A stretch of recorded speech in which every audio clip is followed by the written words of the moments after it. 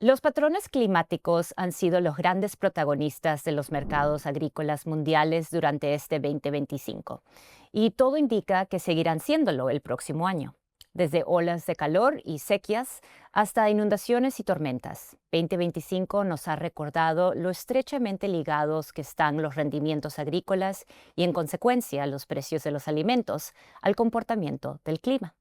A medida que avanzamos hacia 2026, el ciclo del niño y la niña vuelve a cambiar, con el potencial de alterar las condiciones de cultivo en las principales regiones productoras del mundo.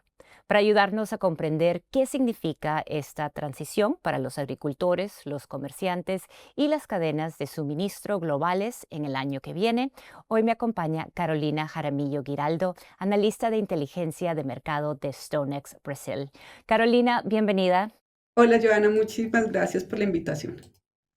Carolina, comencemos con un repaso. ¿Podrías recordarnos cuáles fueron los principales eventos climáticos de 2025 y cómo impactaron a la agricultura mundial?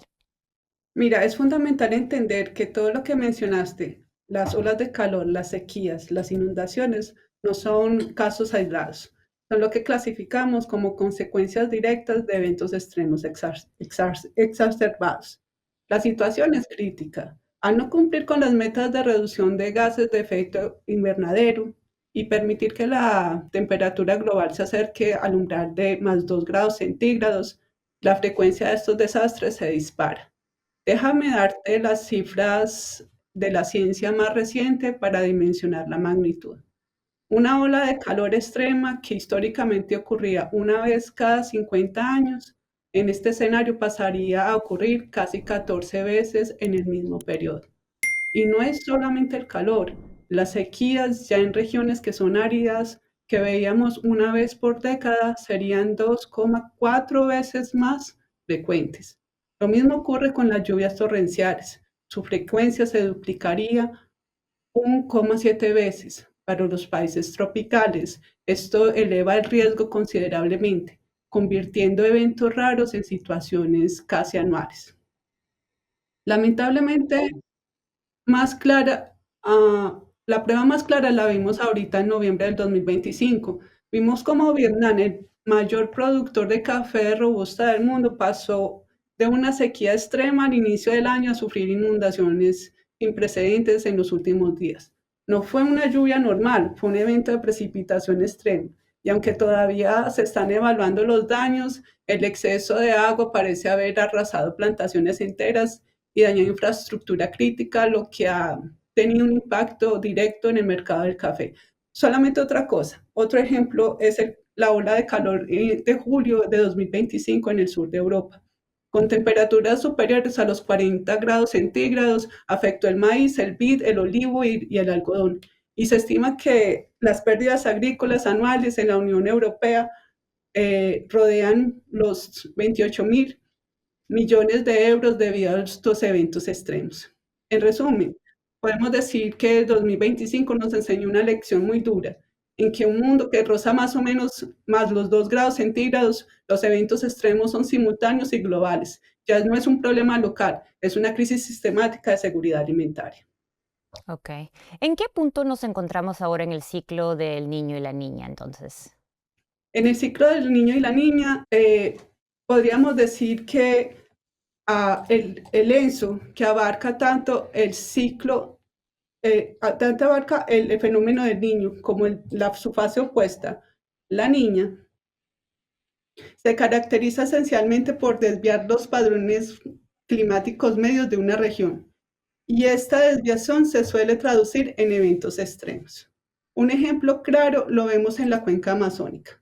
Cuando bajo el niño, solemos ver una reducción drástica de las lluvias que puede derivar en una sequía severa, como la que vivimos en el 2023 y en el 2024. En cambio, ya la niña ocurre lo opuesto, un exceso de precipitaciones que frecuentemente terminan en inundaciones. Sabemos que esto no es nuevo, el ENSO hace parte de la historia de la Tierra. Evidencias fósiles de corales indican que ya estaban activas desde el siglo XVI. Incluso estudios sugieren que pudo influenciar en las condiciones que facilitaron la conquista del Imperio Inca. Sin embargo, en el siglo XX empezamos a comprender a fondo, y aunque tenemos tecnología que ha avanzado mucho, todavía investigamos cómo interactúa exactamente con el aumento de temperatura y el cambio climático. Sobre la situación actual del 2025, la temperatura del Pacífico ecuatorial ha oscilado cerca del promedio, aunque ligeramente un poco más fría. Desde agosto esfrió un poco más y en octubre cruzó el umbral técnico de la Niña.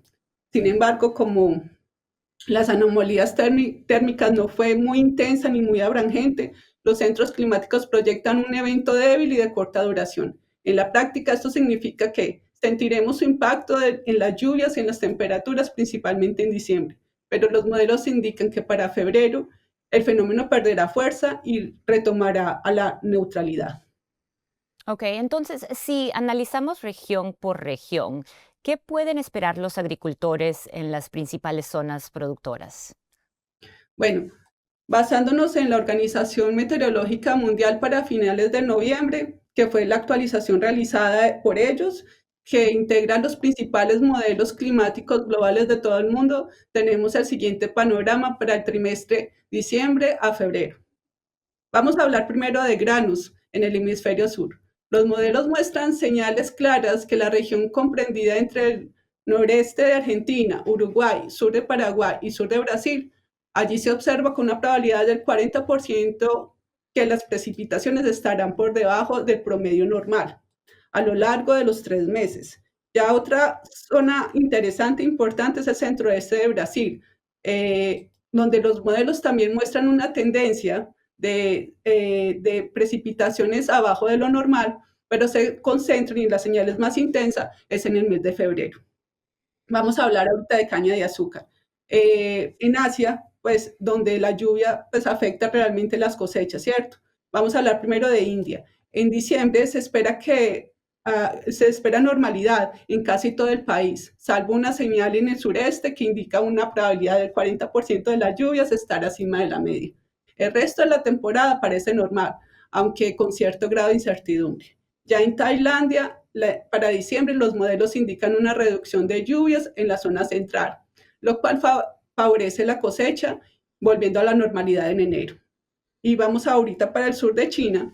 Hay señales significativas de que tenga una probabilidad del 40% de que las lluvias estén por debajo de lo normal en diciembre, cubriendo un área importante, aunque esa señal se debilita en el transcurso de las semanas y de los meses.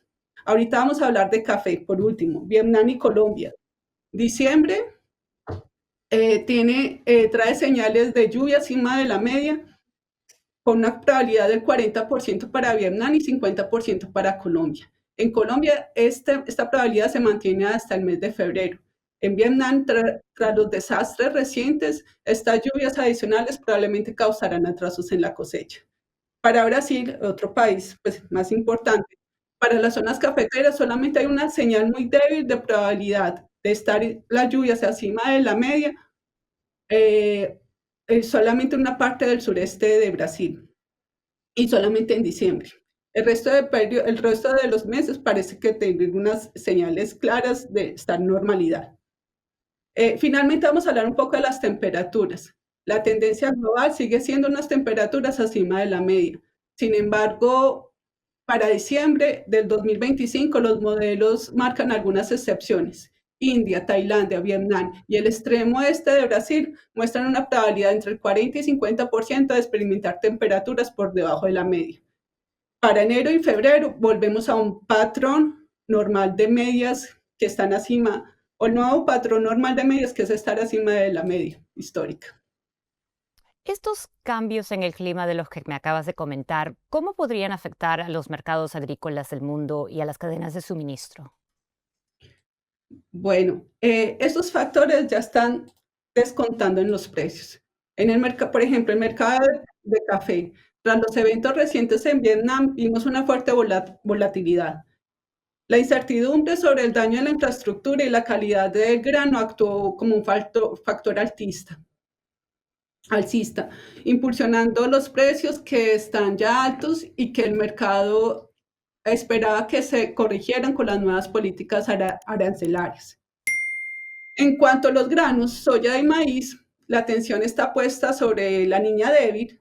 El mercado recuerda lo que pasó entre finales del 2017 y principios del 2018, que una niña débil provocó una seca severa en las pampas argentinas, agravadas por una ola de calor, y dado el peso que tiene Argentina en las exportaciones de harina y de soya, cualquier señal de estrés hídrico en esta región, en el sur de Brasil, podría dar un soporte importante a los precios internacionales ante el temor de una merma en las cosechas.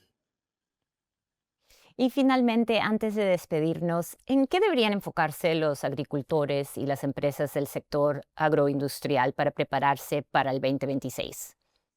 Bueno, yo pensaría en 4 eventos o 4 pilares. El primero es una gestión de riesgo. Es vital prepararse para los escenarios variables, reforzando la gestión de riesgo climático y utilizando herramientas de cobertura de precios para proteger las márgenes.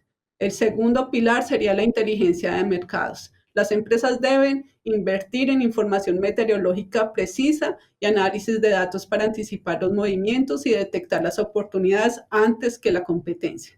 Y el tercero es adaptación agronómica, la diversificación geográfica de los cultivos, la implementación de prácticas como la agricultura regenerativas son claves para reducir la vulnerabilidad física.